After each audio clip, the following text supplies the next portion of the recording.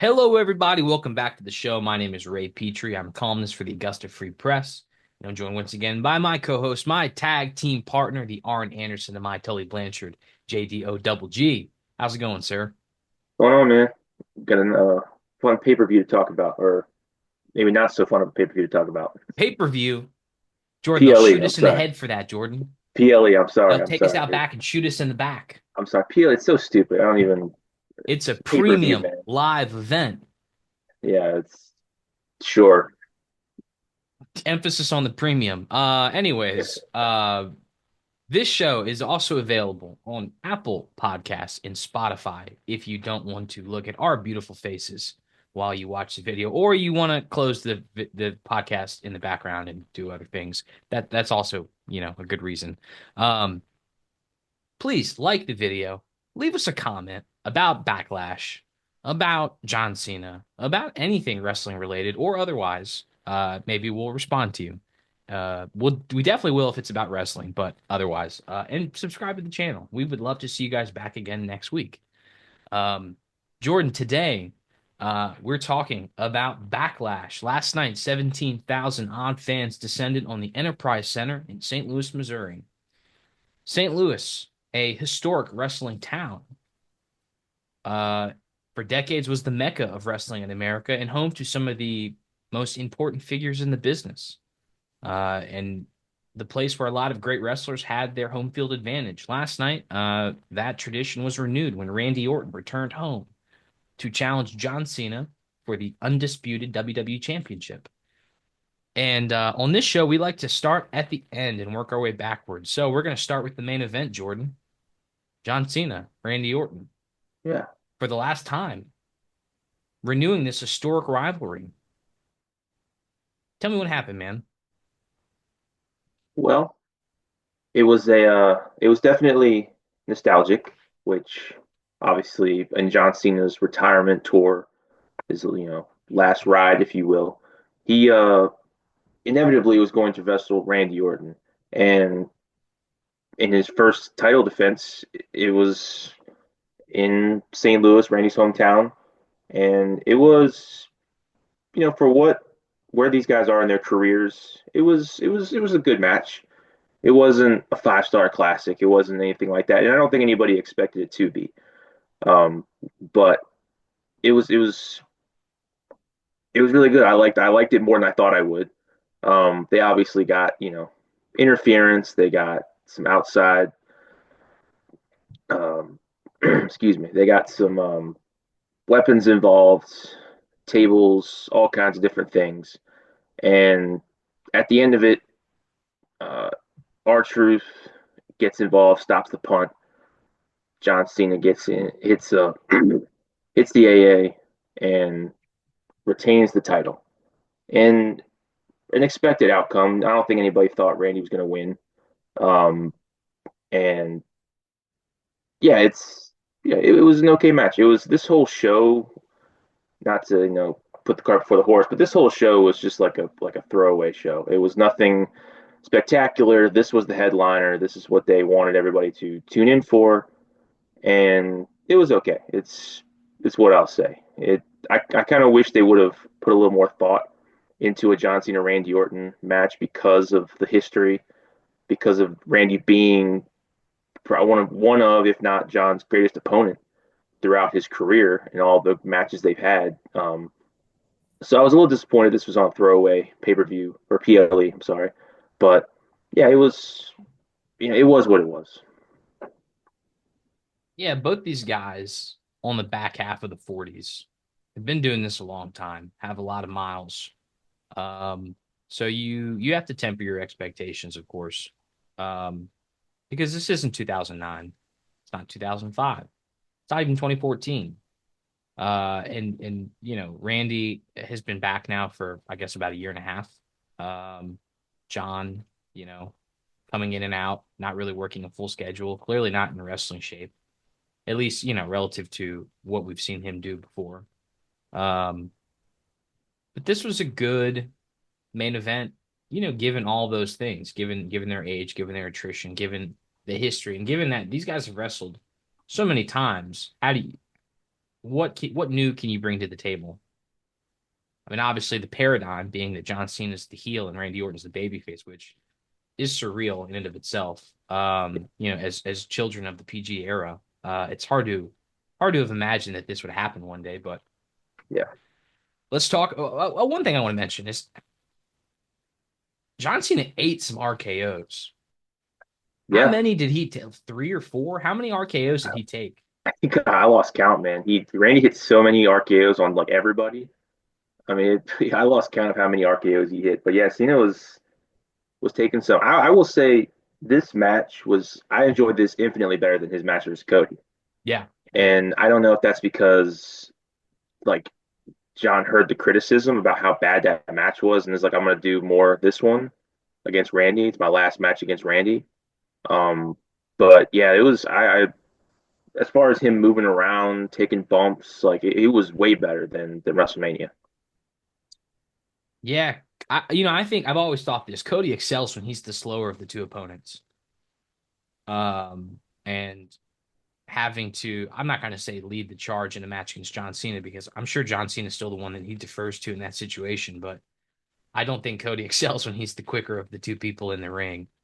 Yeah. Um, yeah, I enjoyed this match infinitely more. Totally agree with you there. Um, let's talk about this ending. R-Truth intervening, stopping Randy Orton from delivering the punt kick. R-Truth and John Cena's history, long and story. I'm not gonna detail that, but Yeah. John Cena always saying, I mean, R-Truth always saying that John Cena's his childhood hero. Coming in and defending John Cena, um, and being betrayed basically in the process, or having his faith in John Cena be betrayed. How do you feel about this, man? We have Saturday night's main event 2 weeks away, gonna be in Tampa, Florida. Clearly, we're also building short term to that because they have that deal with Peacock that lasts until the end of the year, and obviously obligations. Jey Yeah. Uso and Logan Paul can be wrestling on that show. Looks like we're getting R-Truth versus John Cena. Jordan, talk to me about this. Well, this was something that actually I think before the show, this was because they obviously they put out they confirmed Jey Uso and Logan Paul, and then there was rumored that they were going to have John Cena and R-Truth. So it kind of I don't know. I'm not going to say it spoiled the Cena Orton match because I think everybody was expecting Cena to win, but it was kind of funny that that came out right before the show started. But yeah, this is something that like R-Truth has been doing this for years, and it's it's funny because in his retirement tour he's going to be wrestling R-Truth, but at the same point, like they wrestled before. I don't, if people remember when R-Truth, turned heel and him and Cena wrestled a few times. So um, it's not like they haven't wrestled each other before, but it is funny, and I think him. It was interesting the way they set this up with R-Truth coming into the press conference and Cena hitting him with the attitude adjustment, which funny enough also that R-Truth made Cena break for a second, which R-Truth just the king of making people break character is actually hilarious. Um, but yeah, it was funny that this is the way they went, and I guess for as quick of a turnaround as they're having to do with these shows being so close together, I don't mind this. I mean, it's there's just history here, and if this is Cena's last run, you want to kind of put a bow on it. So yeah, I'm happy for R-Truth. He's put a lot of years into that company. Always kind of being he's been being the comedy guy for the last few years. So for him to be able to have a match against John Cena for the WWE Championship is good for him. So I'm happy for that. Yeah, R-Truth deserves his flowers. Just one of I mean, a future Hall of Famers, one of the funniest wrestlers alive, unintentionally or not. But I have to say, R-Truth, for those who don't know, is 53 years old, which is Yeah, insane because his body belies his age. But a 53-year-old man versus, I think John Cena's 47.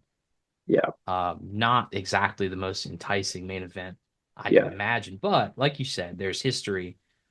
You can put a bow on that story between those two, and they're all their history.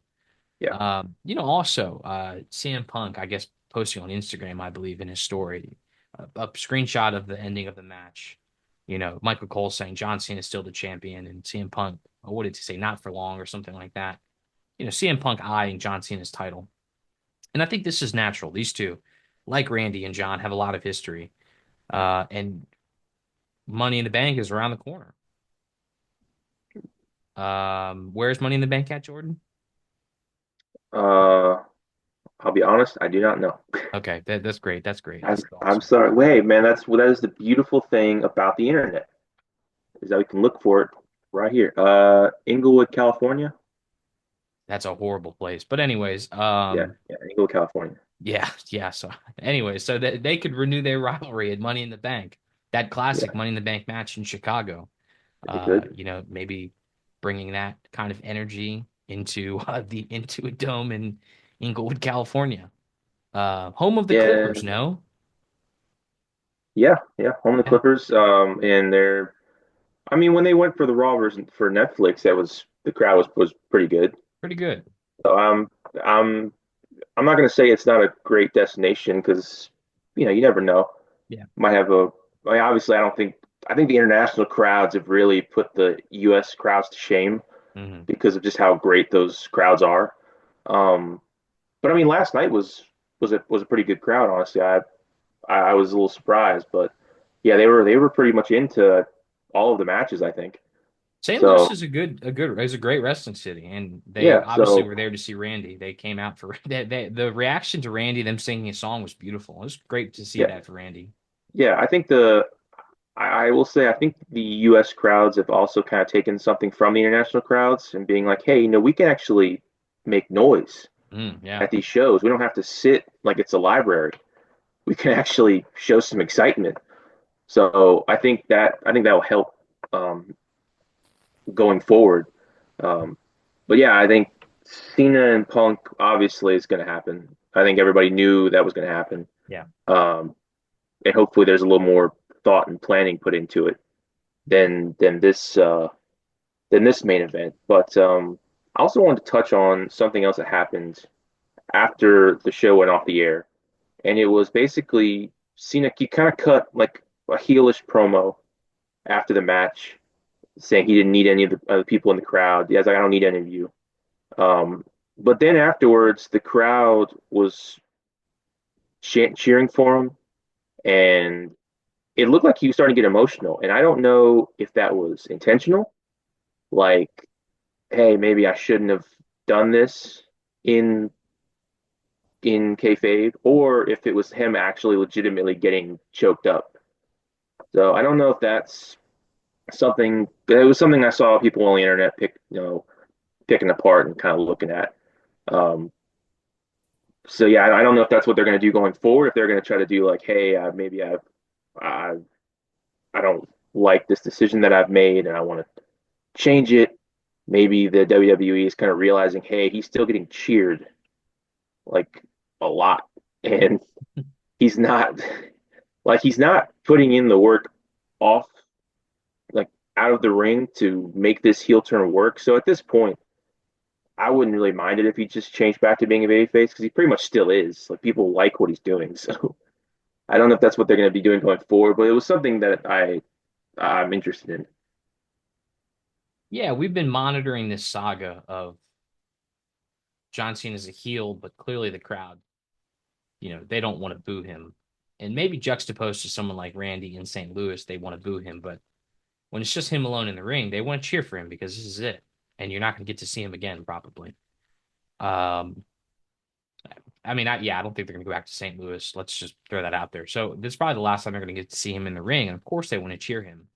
So yeah, to your point, is this a case of him subtly transitioning? Is this intentional, or, in the great words of a philosopher from the early 2000s, is he being a Rudy Poo candy ass? And maybe he just got a little emotional. Um, Maybe both can be true at the same time. I don't think he's going to retire as a heel. I don't necessarily think he's going to be a heel until he loses his title because everything I just said. People don't want to boo John Cena. This is it. This is it for him. And people have long gotten over the fact that he's Super Cena and he's invincible and he's holding the company down and holding people back. We're beyond that point. He's done enough jobs. He's done enough favors. Yeah. He's come back to raucous reactions and crowds that absolutely love him and are enamored with him. Things have changed, and I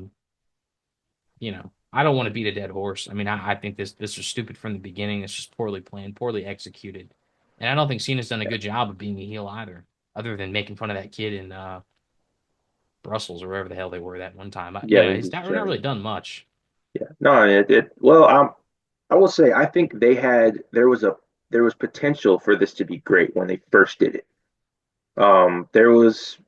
There was a germ of an idea in there, but the way that they've gone about it since then has really just been so disoriented that it's just I don't even really know what to follow anymore. And I know we've talked about this a bunch of times. I don't want to rehash everything, but obviously The Rock not being there, John Cena not talking about why we joined up with The Rock, never even mentioning The Rock again.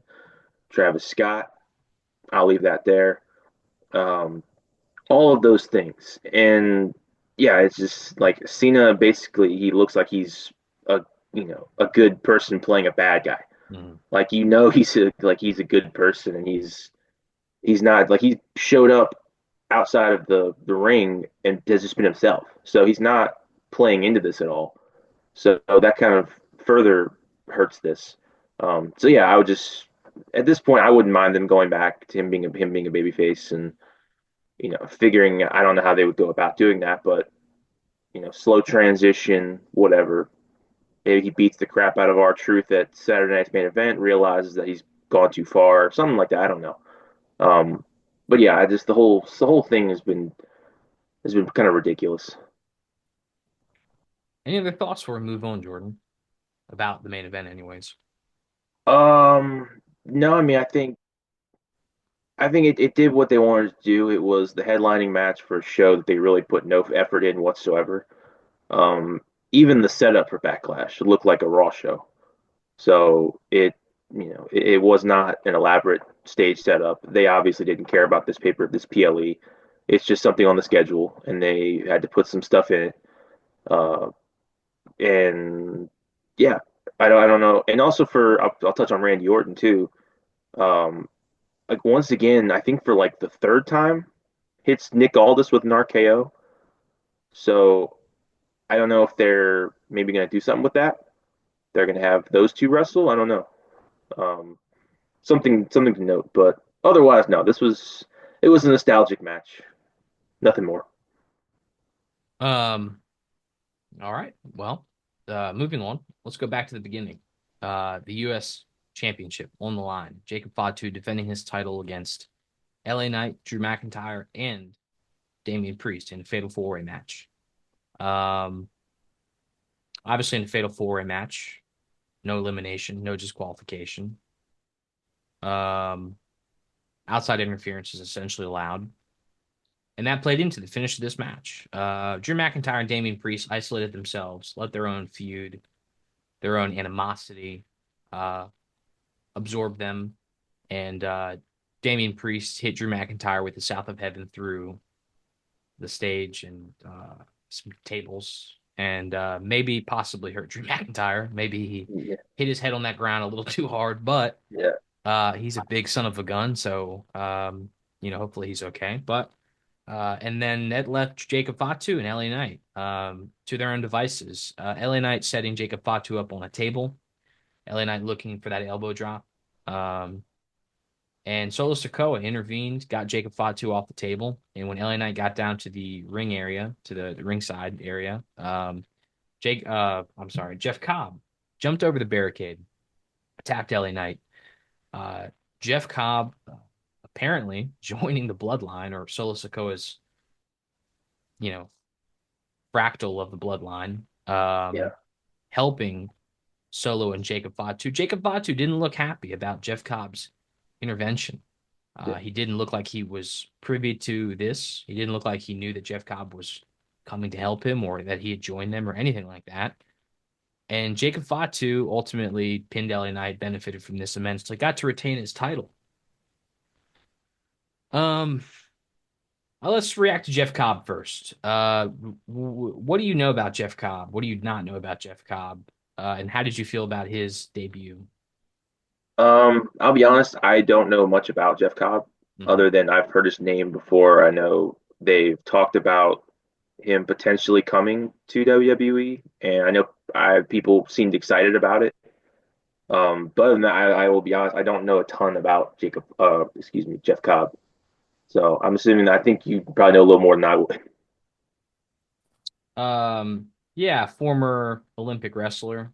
Um, it was like a beast, kind of a man beast kind of character in Lucha Underground, and then transitioned to New Japan full time, where he's been a member of the United Empire. He was former IWGP World Heavyweight Tag Team Champion with Great O'Khan. Worked for Will Ospreay. Was a former New Japan World Television Champion.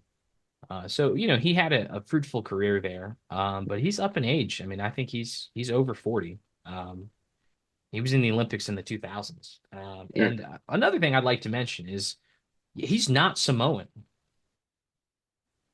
okay. He's All from the right. Philippines. Yeah. So listen, I know the show we try to, we're trying to be advertiser friendly, but what the hell, Yeah. Triple H, what's going on here, man? Yeah, he Yeah. grew up in Hawaii, but he's from the Philippines, man. Yeah. I I mean, don't know. what's going on? I don't know. Unless it's just they're not.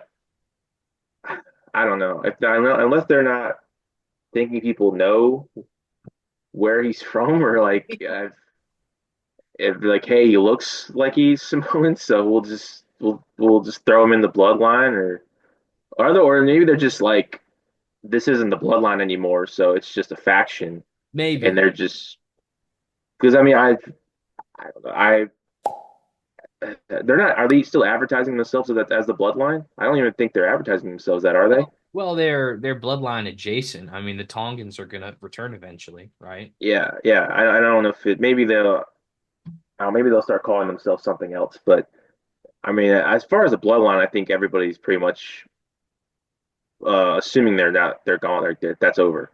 So Oh, everybody's right, right. kind I mean, of they're not the bloodline, but clearly there's some kind of yeah, yeah, loosely affiliated, yeah, yeah. I don't know. I don't know what they're doing with that. I mean, I guess good for Jake or Jeff Cobb. He's getting put with some top guys like well, Jacob Fatu, I guess is the only top guy. Solo's not really a top guy anymore, but or if he ever was, but um, yeah, I don't know. It's interesting because Jacob Fatu, as you said, didn't look happy. Further teasing that tension between him and Solo, Mhm. because Jacob Fatu is obviously clearly the number one in this group now. He's the U.S. champion. He's a beast. The crowd likes him a lot. Um, he's got a bright future in WWE. So we'll see where this goes. Um, Overall, I wasn't thrilled about the match. Another multi-man match. It's kind of lazy, just throwing four guys in there. Uh, but yeah, I mean, it's a match on on a throwaway show. What can you say? Yeah, it was good for. I think this was better than the main event. I think it was a fun match. Like you said, it's a little lazy, just throwing a bunch of guys together for a title, and half the people don't even really want the title. They're just Damian Priest and Drew McIntyre are just feuding essentially. Yeah, But it was okay, and it was a good way to introduce Jeff Cobb. On one hand, I feel bad because immediately he is a ceiling and it's below Solo and Jacob, obviously below Jacob Fatu, but it's below Solo because he's basically Solo's underling essentially. Maybe these guys will spin off into a tag team. I don't know. yeah. But like Jeff Cobb, I looked it up. He's 42 years old. So, um, Love their 40-year-olds. yeah, I mean, I don't really want to get into that, but anyways, yeah, good for him. I'm glad he landed somewhere. He's in America. He's making good money, I'm sure. Yeah. So I'm happy for him in that regard. The next match, Lyra Valkyria defending her women's Intercontinental Championship against Becky Lynch. I really enjoyed this match a lot. I think Becky was a great heel in this match, and as a working heel, as someone who did not go out there to make herself look great, she wanted to go out there and look like a fool to get out wrestled. Accentuated all of Lyra Valkyria's talents, and how great she is in the ring. What did you think about this match, Jordan? I liked it too. I thought it was great. I've I've said a couple of times before that I've been really confused as to why they've not used Lyra Valkyria as the women's intercontinental champion because clearly they have some belief in her because they made her the first champion. Hmm. Um, and they've really done nothing with her since then, until this whole thing with the tag team potentially with Bailey that was with end up being with Becky Lynch, winning tag titles, Becky turning on her, the whole thing. So I'm glad that she's getting. They're finally putting another woman in that mid, I guess, mid card to two main event picture somewhere in there. But I mean, wrestling Becky Lynch is huge for somebody like Lyra. Um, and yeah, it was a great match. It felt like a traditional babyface heel match. Like you could tell Lyra's the babyface, Becky's the heel. And the actual match itself was good too. I thought all of that was great. Lyra took a beating in this match. Um, and yeah, I think it did everything you needed it to do. It made Lyra look great. Becky further entrenched herself as a heel. Uh, Lyra didn't beat her clean, so she kind of surprised her with a roll up. And then after the match, Becky beat the crap out of her, and crowd was booing her. So you got everything you wanted out of that. Yeah, narrowly escaped with the victory using an inside cradle. Bit of a bicycle. It was good. It was a good ending. Lyra Valkyria suffered a lot of damage at the end of this match. Becky Lynch applying an armbar afterwards, maybe breaking her nose. Um, I don't know if this is setting up that Lyra is going to be hurt for her next challenge and is going to lose. I don't know that that's possible, but this is huge for her. It's like you said, this is a huge stage to wrestle Becky Lynch and beat her on a premium live event. And I enjoyed this. Does this help the Becky doesn't put over talent argument? Absolutely. This was big for her to come back in her first big singles match and to lose is big. I don't.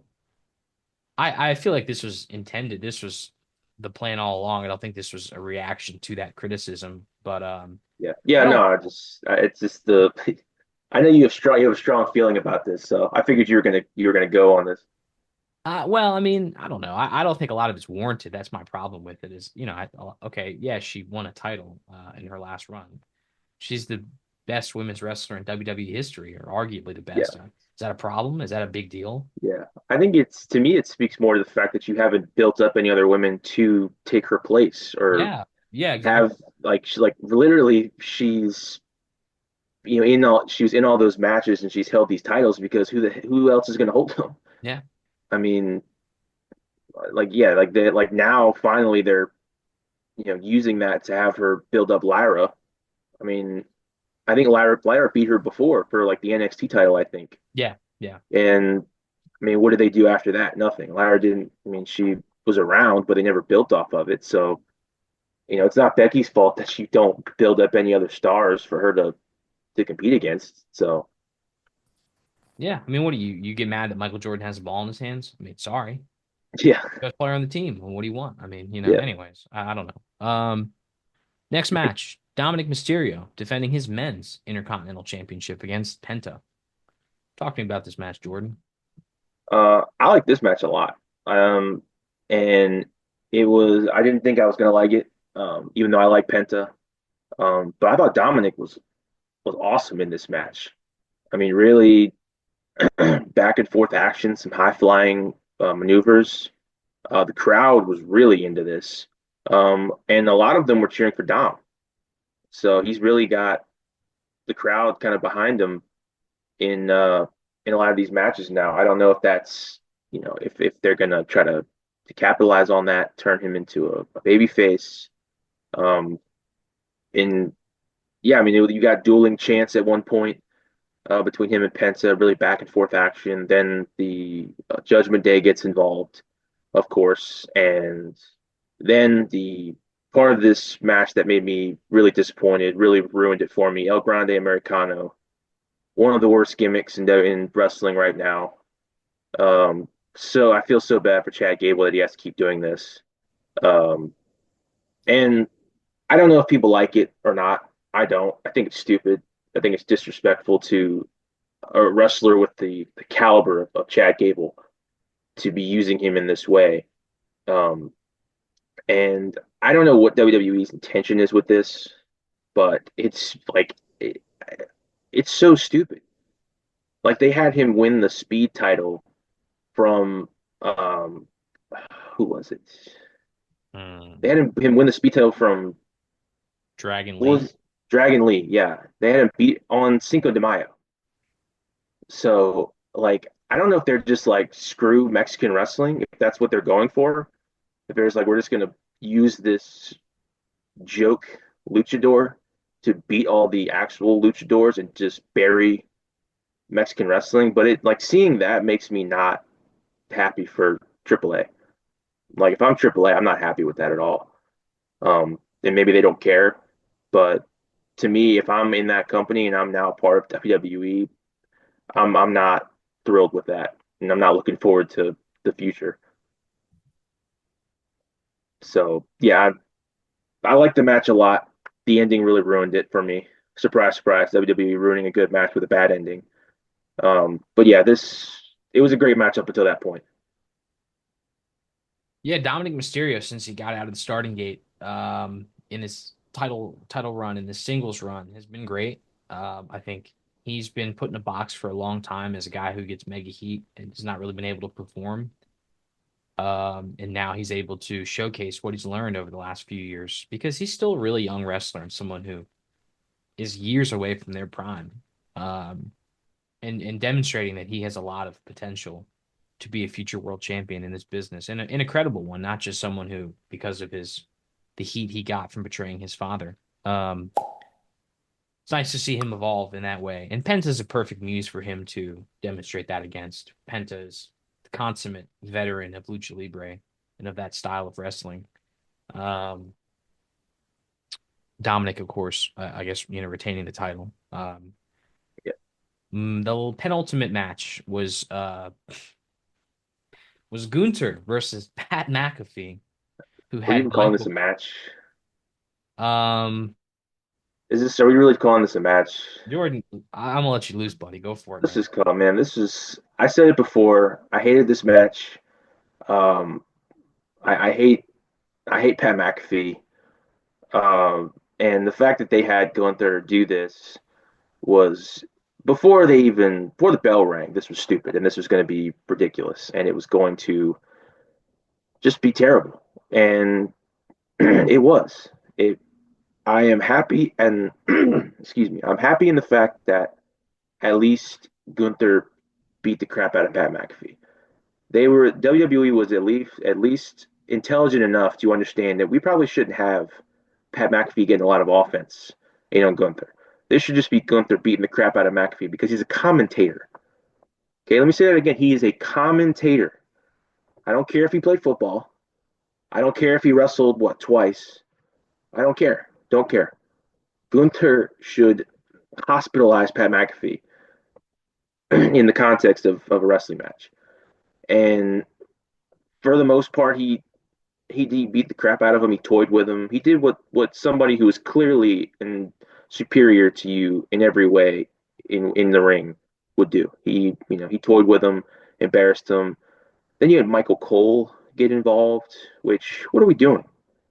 What are we doing, man? Like I don't know what Gunther did to WWE to Triple H.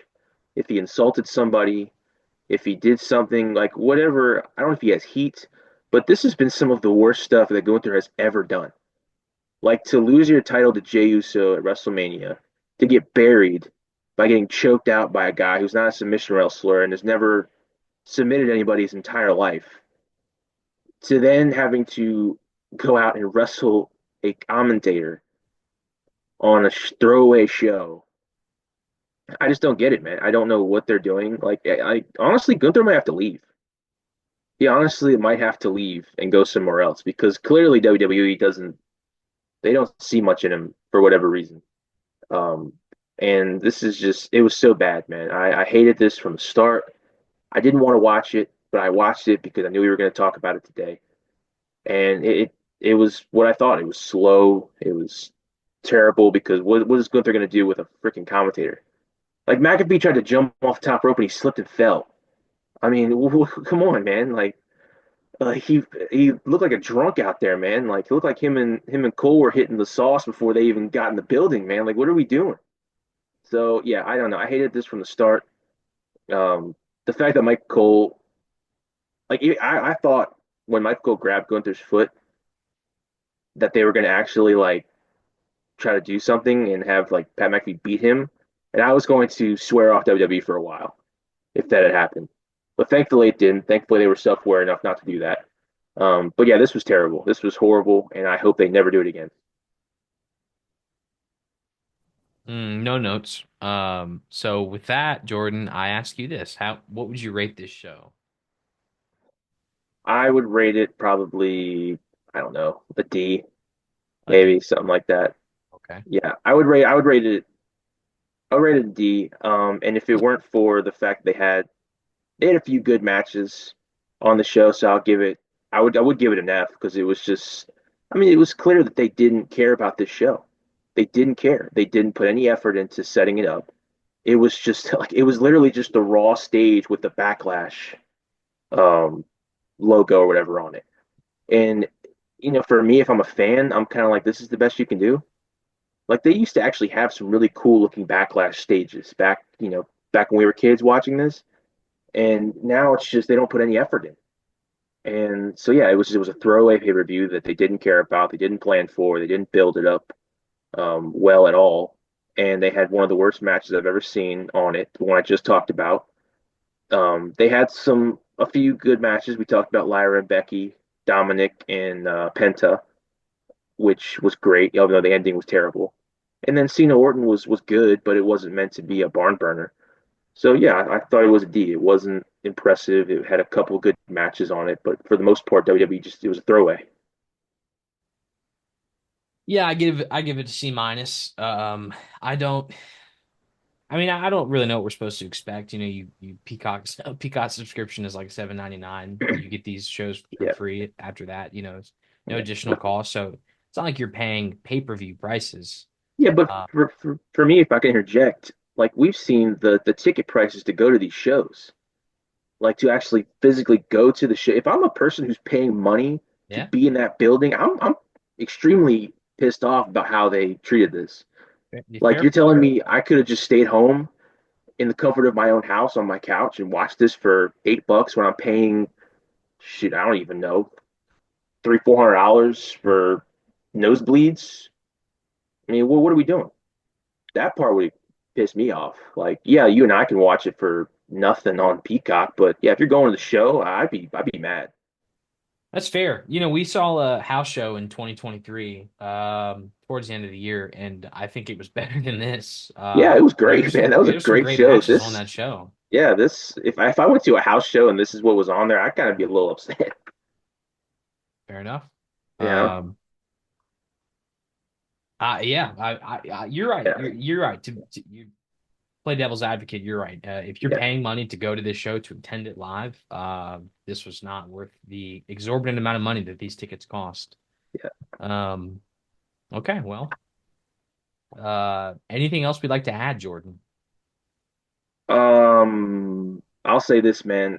WWE really needs to pick up their game because this stuff has been horrible. I mean, they have had some really just stinkers, man. WrestleMania was bad for the most part, and this really wasn't that much better. Um, I know Triple H has gone out and said that he doesn't care what the internet fans think, and it's fair. It's fair. That's fine. But when that we've seen how the crowds can dwindle very quickly and momentum can shift very quickly. And they have the momentum right now, but that doesn't last forever. So they need to really pick up their game because if this is what they're going to be doing going forward, then man, they're going to be in trouble. Yeah, in wrestling, we're always focused on what's next, and it takes us time to realize that there's a gap between us acknowledging something's not good and accepting it. If that makes any sense. And I think when you reflect upon the last year and a half, you start to think, man, this product has really been stale.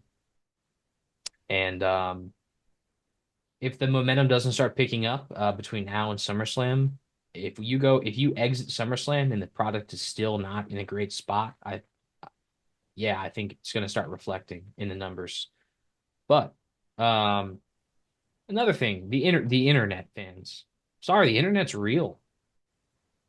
The fans on the internet are the ones buying the shirts and maybe Yeah, buying tickets when the show comes to their town.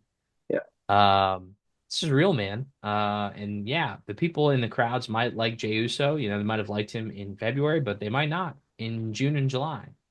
yeah. Because those same It could internet change. fans who are waiting for WWE to come to their town, they're going to be there in the summertime and they're not going to be happy because stuff has been sliding. Um, anyways, well, that's going to do it for this week's episode of Petree's Pit. We'll be back soon um, with another episode. Like I said, please like the video. Leave us a comment about Backlash if you agree or disagree with our opinions on the show, and subscribe to the channel so we can see you again next week. Without further ado, talk to him, Jordan. Top dogs out.